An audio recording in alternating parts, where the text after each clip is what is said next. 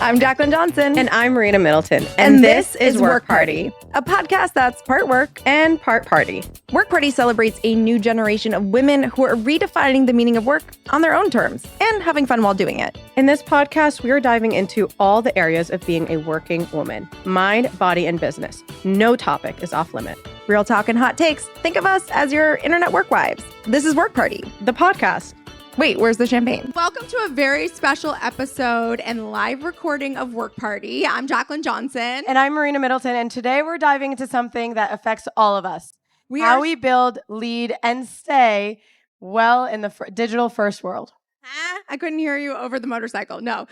We're so excited to be joined by two powerhouses who are not only redefining what success looks like, but actively building the future of it. Alyson Stoner is an actor, artist, founder, and advocate who's bringing emotional wellness to the forefront of the creator economy. Their work in mental health, embodiment, and healing is helping shift how the industry supports talent, especially young talent.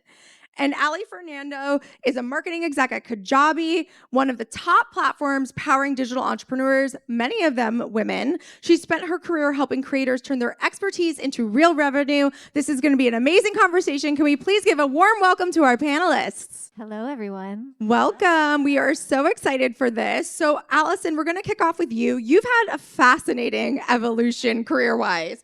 From performing, who remembers the Missy Elliott video? Yes! To founding Movement Genius. How has your definition of success changed now that you're prioritizing well-being, mental health, purpose, alongside visibility and growth? It's a great question, and I think we need to situate this in the context of the fact that I was a child laborer. So my perspective as a child at a biologically, developmentally very different stage than I am now looks markedly different than how I am as a founder in an adult mind and body. But I would say largely when I was shifting away from entertainment, I was thinking about how to transition from an individualistic mindset to collective well-being, collective liberation, collective empowerment. And so our company recognized that there was a huge gap in the wellness industry. Only a certain kind of person was being served repeatedly. And so what we wanted to do was use my existing platform to then design therapist-led content from a variety of practitioners to be able to serve all the communities who deserve equal access to the same kind of mental and emotional health tools, but in a way that's delivered to actually respond to their lived experience and needs. And so it's been a joy, and it's been a huge learning curve as a first-time founder to recognize that if you're building with accessibility in mind, you have to treat your business model very differently. So we can talk more about that, but actually we built our whole company on the Kajabi platform.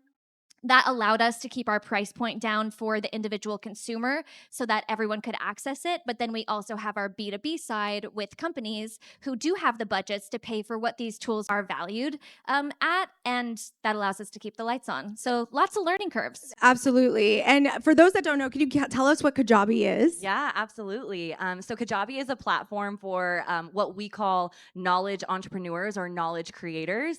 It's people who are looking to share their experience, expertise, and knowledge and monetize that through content and mainly digital products. So digital products is just a fancy way of saying courses, communities, membership sites, newsletters, podcasts, any way you can package up content and sell it on the internet, you can do that on our platform. And we're on a mission to help creators learn a better way to monetize. How many people here do brand deals or use affiliate links to make money in their business right now? Yeah, a few of you, yeah. We've heard from creators that is extremely tiring, extremely taxing, and can be extremely volatile. So we're on a mission to say, hey, actually, in the attention economy where it's all about getting as many eyeballs as possible, we actually believe that there's a better value exchange when you, the creator, own your product, own your content, and can monetize it on your own terms. And so we're working with creators like Alyson to really spread that mission. I love it so much. And I've used, and I've shared this so much, even on the podcast, I've used Kajabi for my website, my courses, for everything. It just makes it really easy. But Allie, you obviously, like you said, work with creators every day. When you see someone launch a digital business, what do you actually consider is a win?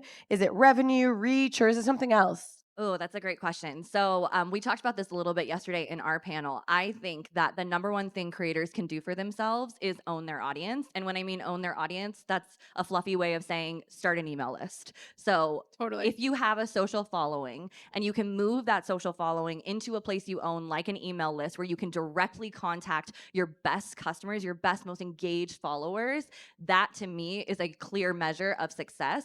It's almost like that moment when creators turn from being just content creators to true entrepreneurs and CEOs. You have to think like a CEO to build a successful business. It's so true. Like, who remembers Vine? Like, huge platform, everyone grew their audience on it, and then they're like, bye, we're shutting down. And it's like, I think that was the real wake up call for the creator economy, where it was like, wait, we don't own any of this. Like, this can all go away overnight. So I totally agree. Email is so powerful. So on that same kind of topic, Alyson, obviously we live in this crazy venture-backed growth at all cost type of environment, but really with Kajabi and obviously some of your businesses, you're in the driver's seat. So how are you determining when enough is enough? Like, what does success look like for you?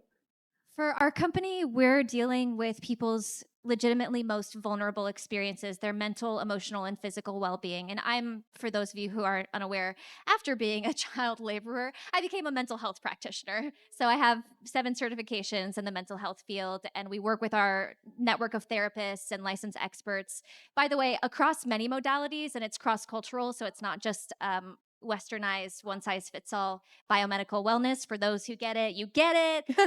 And so I think for us, success had to be, how quickly do we want to grow while maintaining the quality of care? And for us, that meant actually slowing down and looking at different ways to organize our products. So, and it's really great with Kajabi.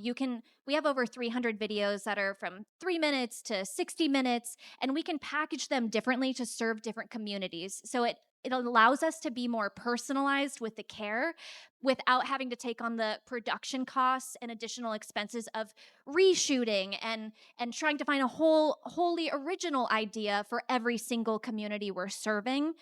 So that, I think, is really important to us from a success standpoint. We are looking at ways to make sure our burn rate month over month is as low as possible, so that we can keep our price point as accessible as possible. So you've talked very openly, obviously, about healing from performance burnout. What are some of those systems and boundaries that you've put to keep you grounded? Ooh, great question.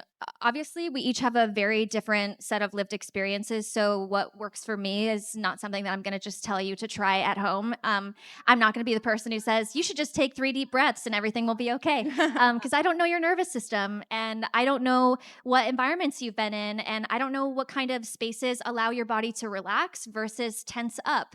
So, the design for Movement Genius is to have these mental and emotional health tools that teach you about your own operating system. And for me, some of those tools are actually not deep breathing. Typically, I run anxious and I overschedule myself. So I need to create things like stopgap checklists where I know if it doesn't meet this criteria, I cannot say yes to it. Yeah. And that preserves some of the white space on a page that I would otherwise fill up completely with ink. And then also in terms of like self-regulation tools, I actually use our tools from the site that are like 10-minute breaks that you can do seated at your desk.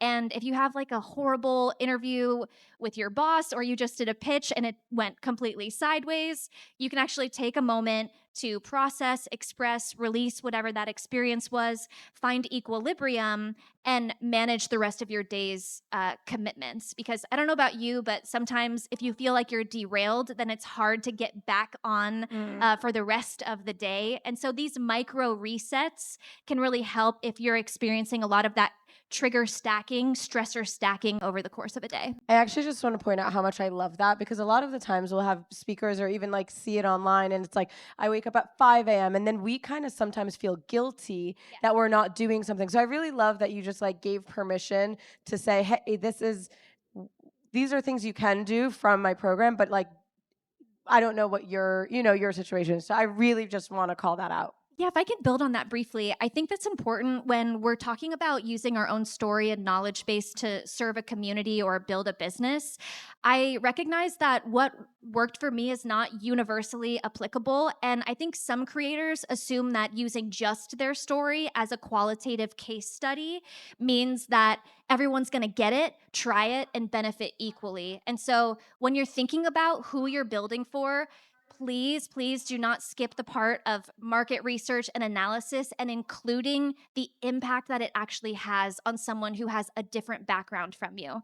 Like, cannot stress enough. If you are serving whole milk and your audience is lactose intolerant, that is not going to lead to the outcome that either of you want. So just consider everyone in mind. Yeah. I love that so much. Tomorrow we are going and doing floating, like what is it called? Noise deprivation floating therapy.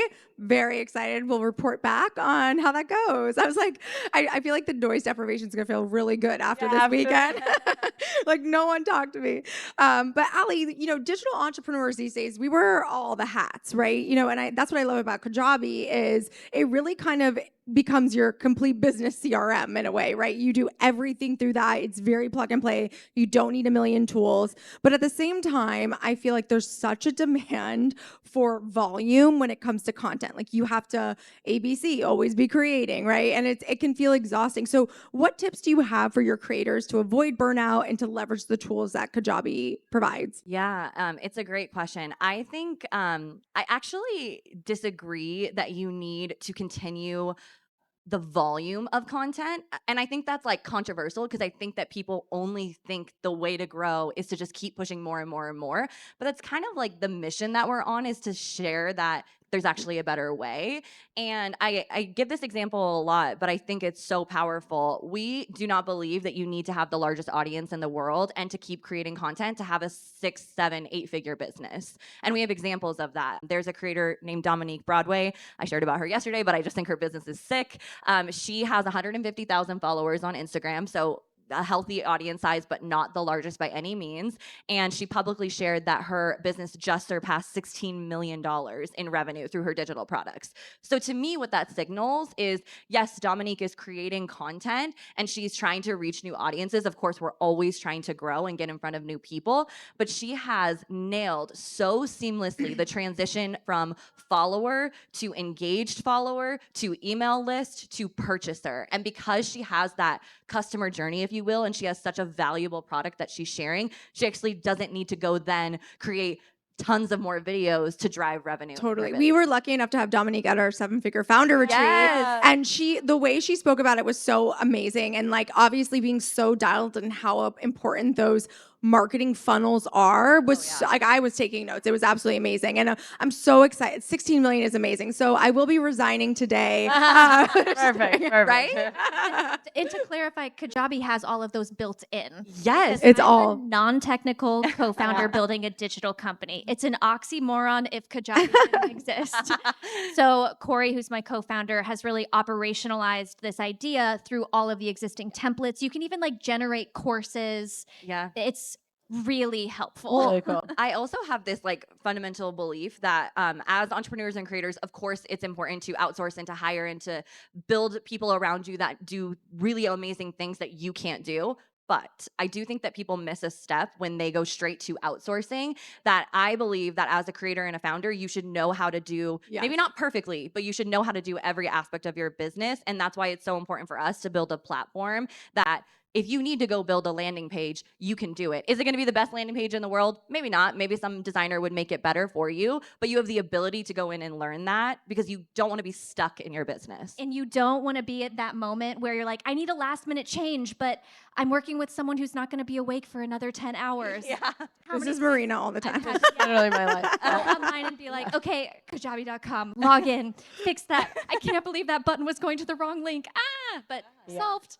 No, it really is true. I really do feel like the best entrepreneurs or creators know how to do everything in your business, but I love that you added, like, you don't have to be the best. You just know how to do it. Alyson, what would you say, obviously there's a bunch of creators and entrepreneurs in the room, what would you say when someone is already running empty? Like if their energy is already running empty, like how do you recommend they refill their cup? Wow, that is a loaded question because we exist in a context of social and cultural and familial and communal commitments and global polycrises. Anyone? So I would first, I guess, ask: does this? This is me kind of putting on mental health practitioner hat for a moment. I would be curious about if this is a familiar pattern, if you're used to pouring from an empty cup, and then exploring what it would mean to actually shift how some of your time, energy are spent and allocated. I think it's easy in this very, very busy modern lifestyle to think that there are no more minutes in a day. But if you really recognized, I absolutely need to make a change, you'll start to notice pockets of time throughout the day that maybe, are dedicated to scrolling for an hour here or 15 minutes here that could be replaced with something that actually pours back into and nourishes your mind and body, and at least gives you a bit more resilience to manage the inevitably taxing and trying things that you're taking on. So, our tools with Movement Genius are not about trying to say, don't be affected by stress, don't be affected by injustice. We're saying, actually, this is baseline. This is what everyone should have learned in school, in their family, growing up. Like, y'all, we only have our minds and bodies. This is our earth suit for while we're here. We have to find ways to replenish. And so, yeah, I would invite you to be curious around the roles that you've taken on, and if there's any wiggle room to explore a slightly different path, even if it's just by 0.1%. Love that. So beautiful. So Kajabi is powering this new kind of economy. And I think recently at Cannes, am I saying this right? Is it Cannes? Can, Thank yeah. you. Well, whatever. I Who cannot. No, so Cannes, perfect. Announced that the creator economy had surpassed $1 billion, essentially. And it's been wild. I started my blog in 2007. I don't know if you guys remember it. There was 5 people on the internet. And to see where we've come and where we've got, it's unbelievable. Like, so it really was, I think it was like Andy Warhol who said everyone's gonna have their 15 minutes of fame. And someone said, actually flip it on your head, everyone's gonna be famous to 15 people. And it's kind of true. Like, we've all now, I can't keep track of how many creators there are, niches, topics, all these things. And it is like one of the largest industries that's not venture capital backed, right? These are self-employed creators or building teams that are doing that, which is absolutely amazing. So what's exciting to you, Allie, about this space? Like, and tell us a little bit about your role at Kajabi. Yeah, so I lead marketing at Kajabi, and what that means is I get to interact with such amazing creators and go to Cannes. I didn't know how to say it either. Perfect. I'm just a girl from the farm. Why am I here? But what I love so much is we actually haven't publicly announced this. It's happening in probably like the next couple of days. Our creators are about to surpass $10 billion made on the platform. And I think the most exciting part about that stat is Kajabi doesn't see any of that. We don't take a rev share. So $10 billion in the pockets of founders, CEOs, creators all across the world. Wait, so what's the payment structure? We are just a SaaS fee.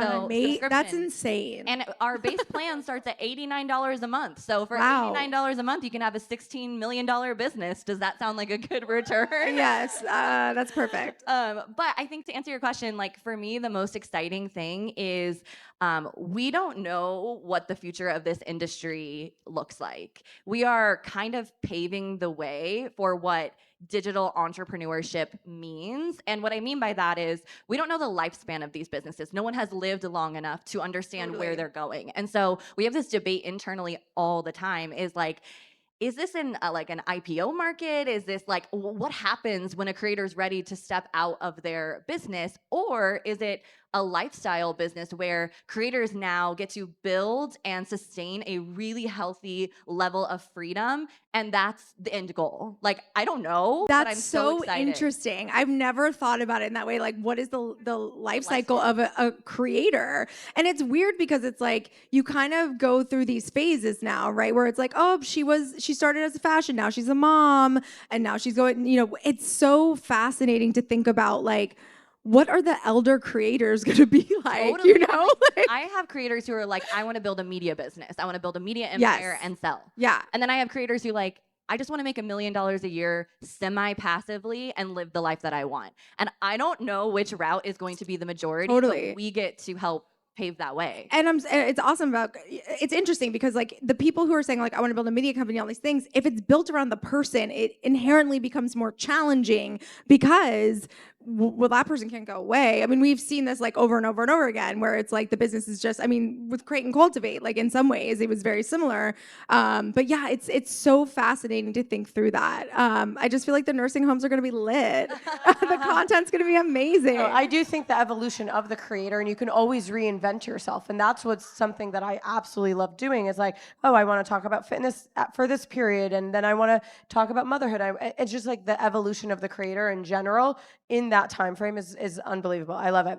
Well, Alyson, obviously you've built a digital business rooted in wellness and embodiment. What's one lesson that you've learned about selling a service that also is deeply personal? For us as founders, we need to listen so intentionally to what our customer is saying, and not just so that we can monetize off of them, but to ensure that we're using tools like Kajabi and other business templates for healing and not as a tool of harm, whether that's intentional or unintentional.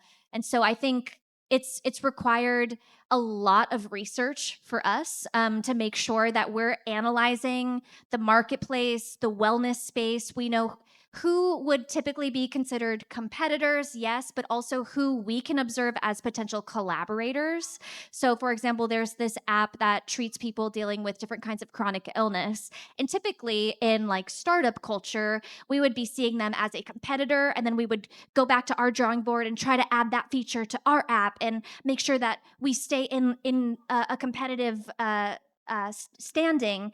And instead, we went, actually, what they're missing is content. So maybe we can white label some of our content and partner with them, and then everyone wins. We don't have to go and try and reach an audience that's actually outside of our sphere of influence. We can spread the word on these tools, and they can win, people can win, and we're still able to sustain our business. So I think listening intently to the impact, of course, on the customer, and then also being very creative and strategic about where we can plug into existing places within the wellness space who might be missing what we have. And if we're just willing to work together, we could all win faster. Yes. Yeah. Collaboration over competition. I think it's so beneficial. It's such a girl. I love it. Thank you, Erin, for that.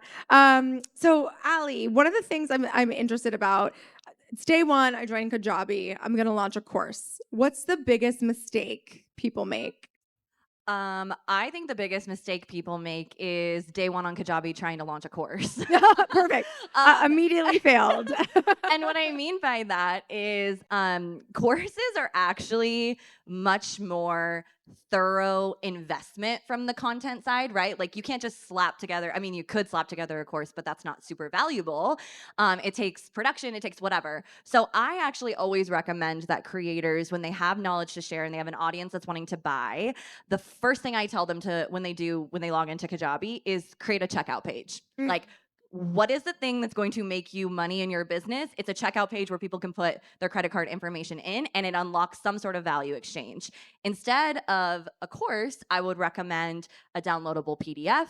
I would recommend a coaching session. So you could do one-to-one or one-to-many coaching where you join live and talk someone through a topic.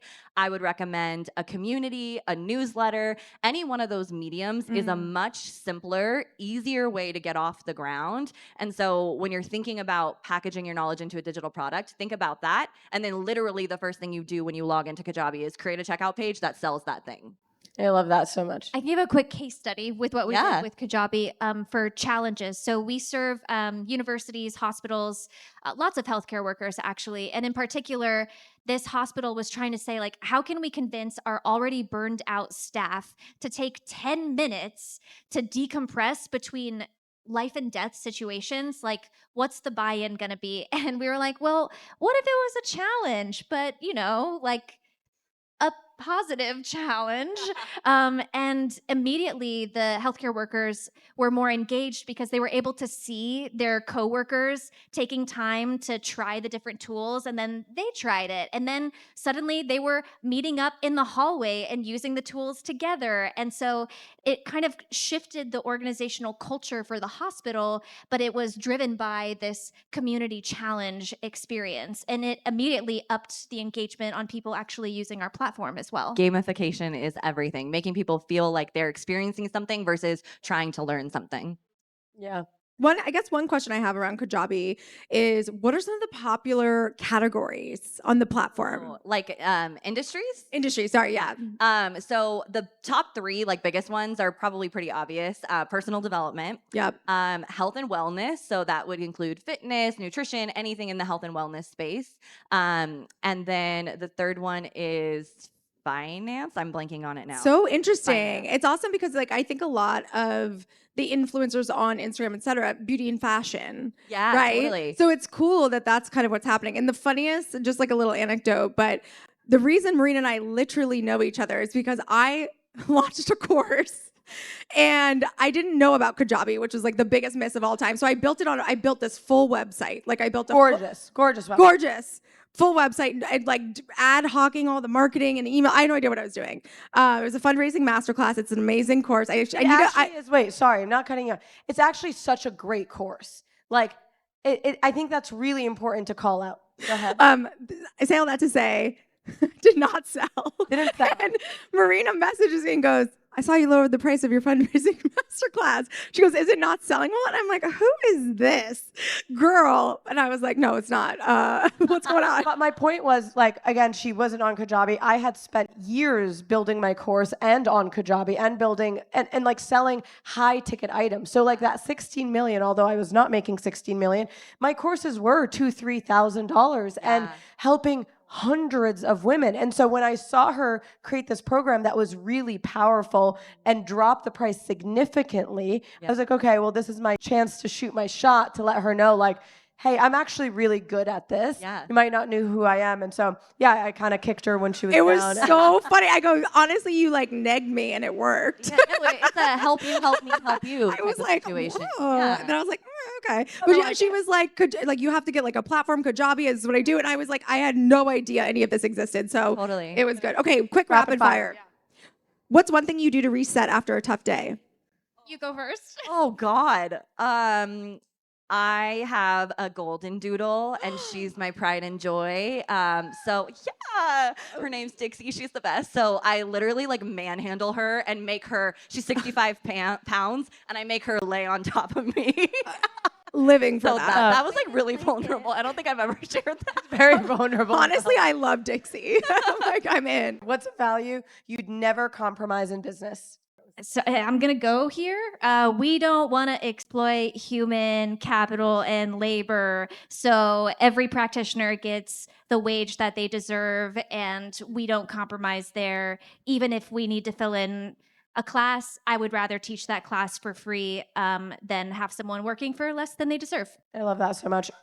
If you could whisper one sentence to your younger self at the start of your career, what would it be? Oh. Hold on. For dear life. I would say, I know it's probably different for you since you started so young, but I was really embarrassed of being a young executive. And I just turned 30. Oh, God. And A baby. And when I started at Kajabi, I was fresh out of college. I got hired 4 weeks after I graduated and had no idea what the company did. I just needed like a job. And it was 30 dudes in Irvine, and I've seen it grow to, you know, a $2 billion plus company. And so I was really ashamed early on of like, oh my God, what if someone finds out I'm like 25 and I'm a director and now I'm a VP, and like, what does that mean when I'm this age, when I'm in a room full of really old people? And I wish I could just go back and say like, it's actually a superpower and like, who cares? It's actually the coolest thing, and it's so impressive. So thank you so much, Alyson and Allie, for sharing your brilliance with us and joining this conversation.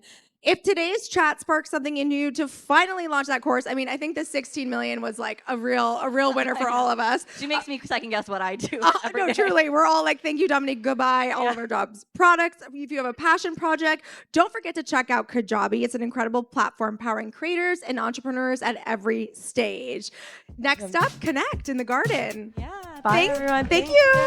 Thanks for listening to this episode of Work Party. If you like what you heard, follow, leave a review, rate the pod, or slide into our DMs. Check out the different ways you can create and cultivate on our website, createcultivate.com. From retreats and masterminds to our summits and festival. We have different experiences to support you through your entrepreneurial journey from launch To legacy. Follow us at Create Cultivate on all platforms. And don't forget, work hard. Party on. Please note that this episode may contain paid endorsements and advertisements for products and services. Individuals on the show may have a direct or indirect financial interest in products or services referred to in this episode.